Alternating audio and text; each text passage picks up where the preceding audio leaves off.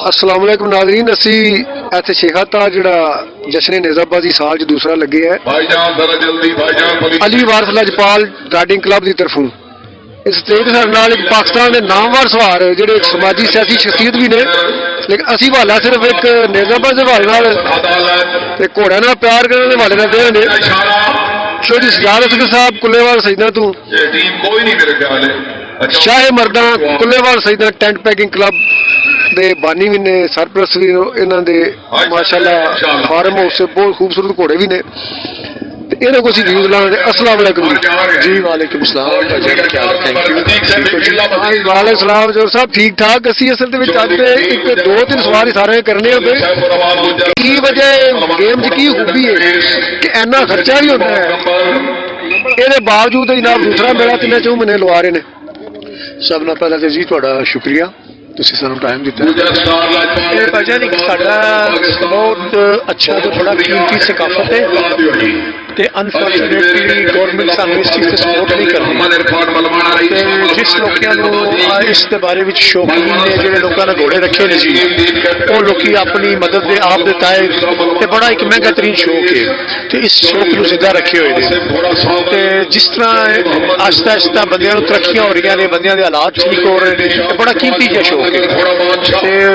उस लिहाज नाल जी ये ज्यादा परवान चढ़ रहा है।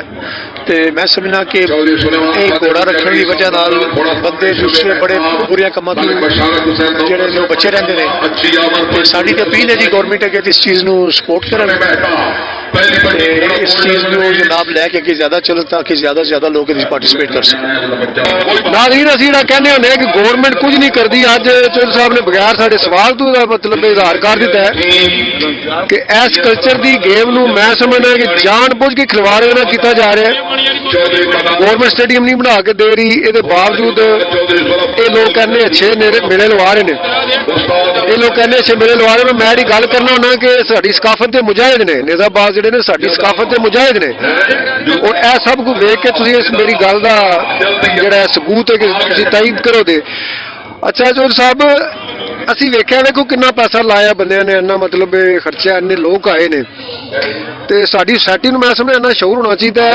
ਸਵਾਰ ਇੱਕ ਇੰਤਹਾਈ ਖਤਰਨਾਕ ਗੇਮ ਹੈ, ਇੰਤਹਾਈ ਖਤਰਨਾਕ ਹੈ। ਸਾਡੇ ਮੁਲਕ ਦੇ ਵਿੱਚ ਮਤਲਬ ਨਾ ਇੰਨਾ ਇੱਥੇ ਕੋਈ ਫਸਟ ਏਡ ਦਾ ਬੰਦੋਬਸਤ ਹੁੰਦਾ ਹੈ, ना ही सवारां नूं कोई लिबास पाया होंदा है फर्स्ट, ते बाद दफा क्राउड तों डर के घोड़े ग्राउंड च बाहर आ जांदे ने, कई वारी सवार डिग भी पैंदे ने, हादसिਆਂ ਦਾ खतरा है। ਤੁਸੀਂ ਇਹਦੇ ਉੱਤੇ ਪਬਲਿਕ ਨੂੰ ਪੈਗਾਮ ਦਿਓ ਕਿ ਜਿਹੜਾ ਗਰਾਊਂਡ ਹੈ ਇਹਦੇ ਵਿੱਚ ਜਿਹੜੀ ਪਬਲਿਕ ਵੇਖਣ ਆਉਂਦੀ ਹੈ ਜਾਂ ਗਰਾਊਂਡ ਬਣਾਉਣ ਵਾਸਤੇ ਕੀ ਕਰਨਾ ਚਾਹੀਦਾ, ਇਹਨਾਂ ਨੂੰ ਕਿਹੜੀ ਤਿਆਰ ਕਰਨੀ ਚਾਹੀਦੀ ਹੈ, ਔਰ ਇਹਦੇ ਕਿਹੜੀਆਂ ਤਬਦੀਲੀਆਂ ਦੀ ਜ਼ਰੂਰਤ ਹੈ ਡਿਸਪਲਿਨ ਵਿੱਚ। सब नाल पहले तो जी ये जी है तमाशाई, उन्होंने लोगों को डिसिपलिन तां ही दे सकते हो कि सब नाल पहले तुसीं खुद ठीक होवो।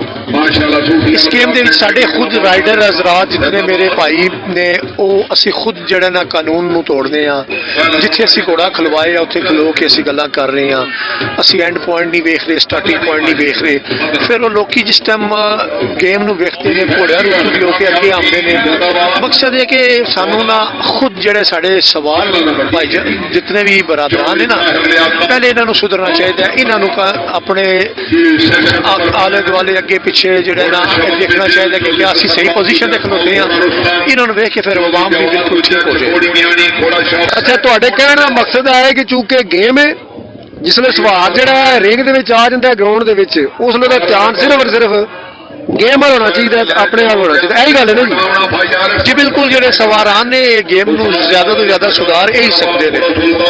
तो मेरी तो अपील है सारे सवार भरावां के कानून और जवाबत को पूरे कार ला के इस चीज़ को बेहतर बनाया जाए ताकि तमाशान जोड़े ने किसी नुकसान तो भी बच सकन, तो ये ज्यादा इंप्रूवमेंट आ जाए। जी बहुत शुक्रिया जी।